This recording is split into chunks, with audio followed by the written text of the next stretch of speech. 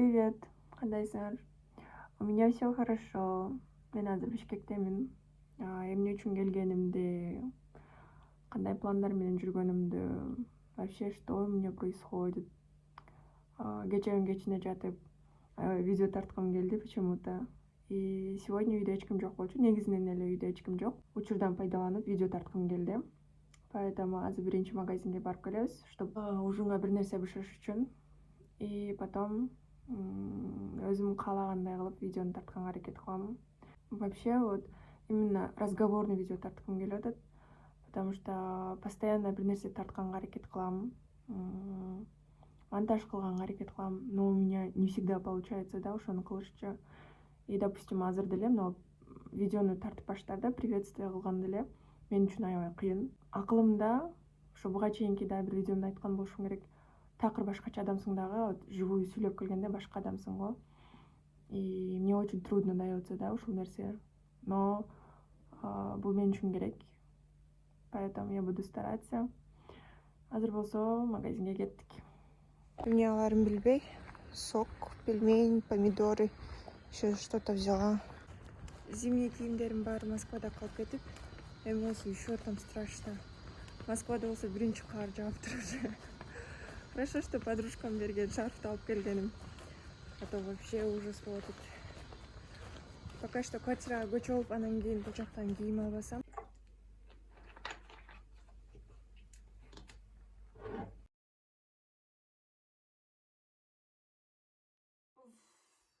Я как-то более-менее обустроила камеру, и бул видеодо менин эң чоң бөлүшкүм келген нерсе бул алдыга койгон максаттарым тууралуу, потому что буга чейин бир 3-4 видеом бар, да, допустим, ютубтачы, и там вообще непонятно, да, о чем идет речь, кто я такая деген нерселерчи, суроолор.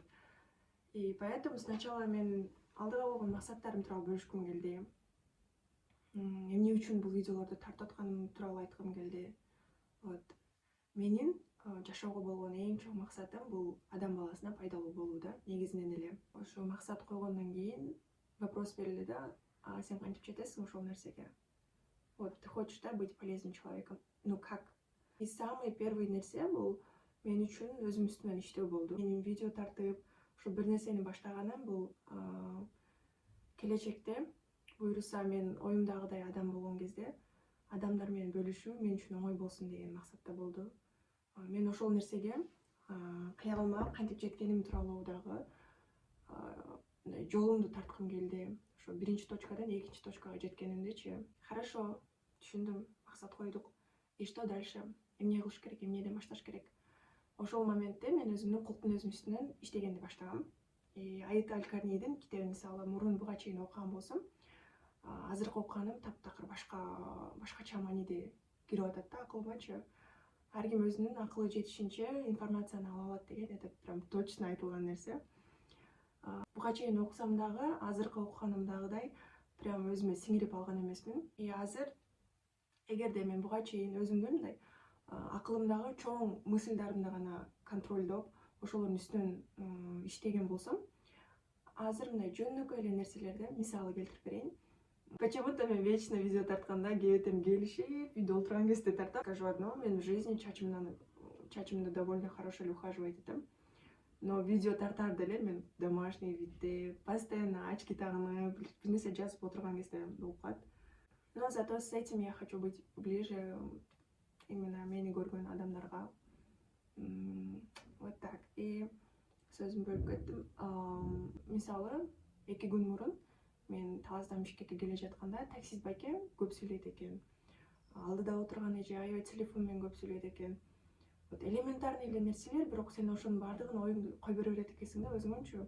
Аны сен даже сам не замечаешь, да, то, что сенин мыслиң ошондой болуп атканын, жаман нерсеге кетип атканын. Каждый мысль аркасынан сөзсүз бир нерсени алып келет экен, жаман же жакшы нерсеничи.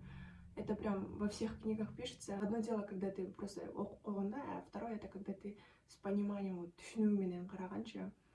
И моменттерде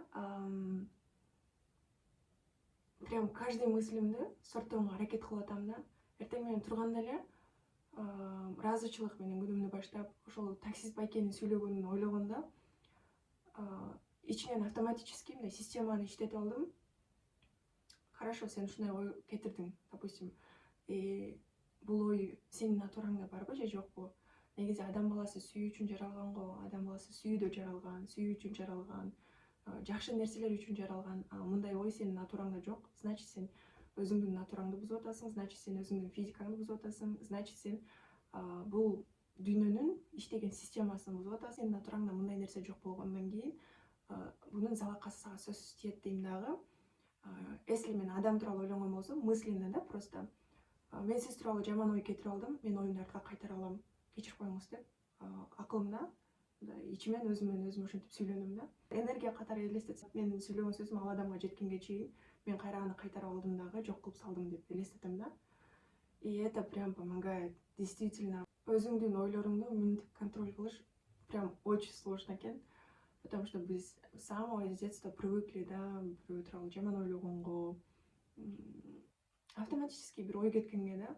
Жаныңда адам өтүп баратса да, ал тигил толугураак экен, бул арыгыраак экен, бунун чачы мындай болуп калыптыр, тигиндей болуп калыптыр, бир нерсе болуп калыптыр еще деп.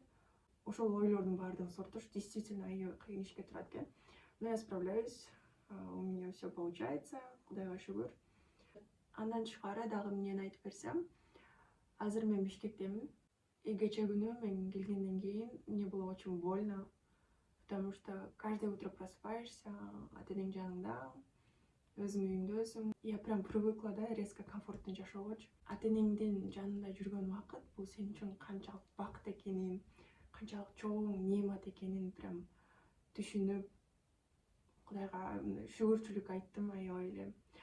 Кстати, еще менин жаңы привычкам да бир тетрадь алгам. Бул бүгүнкү жазгандыгым ыраазычылык техникасы. Мен буга чейин ушу бир ай мурун психологический бир курс алгам. Ал курска көптөн бери өзүм кыялданып алам деп, ушу бир кичинекей нерсеге жет, андан кийин мен сага алып берем деп өзүм обещание берип, Кудайым буйруп алып окудум. Вот өзүм когда желание менен прям күтүп окуган кезде көп жыйынтыкка жетесиң. Мен жеттим. Бул ыраазычылык техникасында күнүгө 10 ыраазычылык жазам любой нерсеге. И ошол нерсени мен прям привычкама айлантып алдым да. Мисалы, бүгүнкү эле айткан нерсем, мен эртең менен тургандан жашоом үчүн ыраазычылык айттым. Аба ырайы үчүн, негизи эле адам баласы көрбөгөн Кудай тараптан келген неематтар аябай эле көп экен. И Капаланба китебинде дагы именно ошолор тууралуу жазылган экен да. Мен буга чейинки окуганымда Капаланбадан мисалы мынчалык информация ала алган эмесмин, мынчалык өзүмө сиңире алган эмесмин. Курсту өткөндөн кийин бул китепти кайра окуп чыккан кезде совсем башкача. Телефонум зарядкасы өчүп, видеом үзүлүп калды. Эмнени сүйлөп атканымды я уже забыла. Поэтому айткым келген нерсе бул ыраазычылык тууралуу болчу. Ыраазычылык айтуу менин жашоомо чоң пайдаларды алып келди. Ыраазычылык айтуу менен мен Кудайдын берген неематтарын прям аябай байкап баштадым. Ыраазычылык айтуу менен мен өзүмдүн алдымдагы нерсе эмес, артымдагы нерселерди байкап калдым. Поэтому баарыңарга Капаланба китебин аябай сунуштайм. Прям өтө көп нерсени алса болот. Буну бир эле жолу окуп таштап койгонго болбойт. Несколько раз надо читать. А еще есть китеп бар. Мусулмандын адеби. Имам Газали, Имам Бухаринин китеби экен. Тоже аябай сонун китеп. Буну деле жарымын окуп потом калып кеткен болчу. Потому что мен Капаланбага өтүп кеткем. Вот. И мен ишенем, менин жашоом өтө сонун болот, потому что менин жашоом уже сонун. Мен баардык нерсеге чындап ыраазымын. Мен баардык нерсеге чындап шүгүрчүлүк айтам. Рахмат дейм. Я хочу, чтобы силердин да жашооңор ушундай болушун. Я верю, что мени азыр либо келечекте көрө турган адамдар бул мага окшош адамдар болот. Баардыгыбыз чогуу көп жетишкендиктерге жетебиз буюрса биргеликте. Менин андан тышкары дагы университетке тапшырам деген кыялым бар. Быйыл аракетим кылып көрөм. Кайсы профессияны алып кеткиси келгенин түшүнгөн адамды я прям уважаю и прям восхищаюсь в то же время, потому что аны түшүнүү үчүн канчалаган убакыт кетет, чындап эле. Мен каалаган нерсенин өтө көп болгондуктан, мындай түшүнө албай атам да, именно с какой стороны выйти деп. Мен кээде ошол үйдө отурган учурумда ушинтип оюма келген суроолордун баардыгын жазып чыгам, өзүмө берем, и какой-то момент мен ошолорго ответ алып баштайм да. Именно ушундай күндөрдү өзүмө атайлап планировать этип коюп коем. Вот, и ошол эртең менен жазган суроолорумда бар болчу да, мен кызыккан нерсенин баардыгында мындай определенный бир профессия жок. С какой стороны кетиш керек экен именно. Мага духовный жактан жагат, мага көп нерсе жагат аябай эле. Мен творческий адаммын. Ошону именно кайсыл жактан чыгарсам деген ойлорум бар дагы деле. Поэтому мүмкүн 1 жылдан кийин мен университетке тапшырып каламбы, ошонун аракетин кыла берем. Так что буюрса баардыгы болот. Телефонум өчкөндөн кийин эмнени сүйлөгүм келгенин унутуп калдым уже. Кисинде точно бир нерсени ойлосом, моментте жазып, прям ошону тетрадьтан окуп бербесемчи, мен башыман чыгып кетип атат аябай эле. Вот так. Көчөнүн кечкери карап отурум, эшикти уже караңгы кирип калды. Так что всем пока. Кийинки видеодо көрүшкөнчө, дагы да жакшылап, жаңы кызыктуу нерселерди тартканга аракет кылам. Может, эртеңден баштап блог тартамбы, көрөбүз. Баардыгы буйругандай болот. Всем пока.